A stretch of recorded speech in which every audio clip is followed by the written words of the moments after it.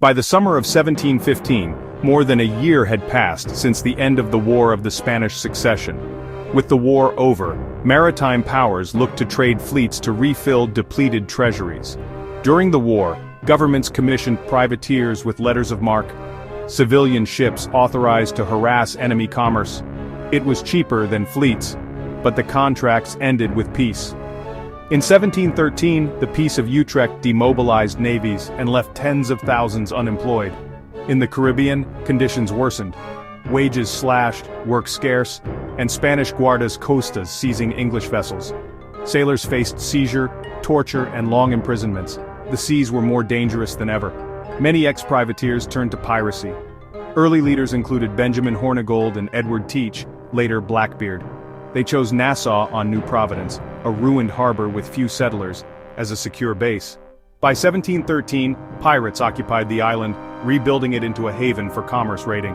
Hornigold's bands brought in silks, coins, and rum, cargoes worth thousands in a single season. New Providence sat at the crossroads of trade routes, an ideal spot for pirates to intercept merchantmen. By 1715, over 2,000 ex-privateers had flocked to New Providence, calling their anarchic community the Republic of Pirates. On July 24, 1715, Spain's annual treasure fleet left Havana for Cadiz laden with riches. A week later, a violent hurricane smashed 11 galleons onto Florida's shore.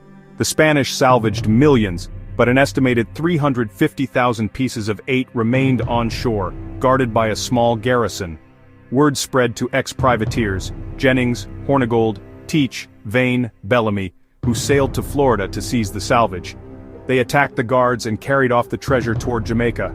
Jamaica's governor faced Spanish protests, the pirates were unwelcome, and so returned to Nassau to base their operations. Nassau blossomed into the pirate republic, preying on trade from Maine to the Spanish Main. Rumors that pirates welcomed runaways drove enslaved people toward the island, swelling pirate ranks. Larger-than-life captains emerged: Blackbeard, Charles Vane, Samuel "Black Sam" Bellamy, each shaping the Republic. Edward Teach Blackbeard captured a French slaver and renamed her Queen Anne's Revenge, terrorizing the West Indies. Charles Vane favored bold flotillas and ruthless action along North American routes. Samuel Bellamy, Black Sam, was unusually successful, capturing richly laden ships and commanding democratic crews. Bellamy served with Hornigold and Teach aboard Mary Anne, later took the Sultana, and finally captured the famous Whydah galley. The Whydah carried gold, treasure, and goods from the Middle Passage, a prize Bellamy prized above most. After a fierce chase, the Whydah surrendered, and Bellamy's reputation grew as the Robin Hood of the seas. Pirate crews were often democratic, electing captains and officers, signing articles to govern conduct. Their articles regulated weapons, sharing of prizes, and punishments to keep order. John Calico Jack Rackham was flamboyant, famed for colorful clothes and eventually for Anne Bonny. Anne Bonny left a plantation life for adventure, fighting alongside Rackham and earning a fearsome reputation.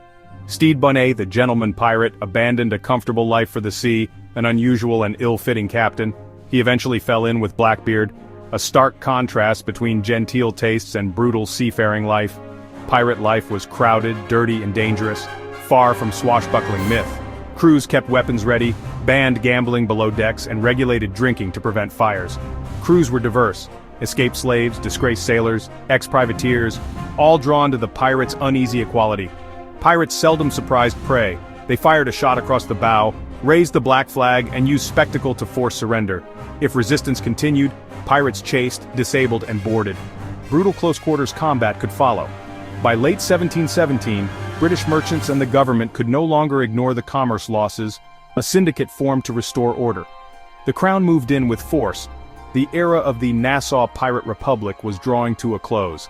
The Golden Age's final phase was brief and violent, a collision of war-trained sailors, riches at sea, and fragile law on the fringe of empire.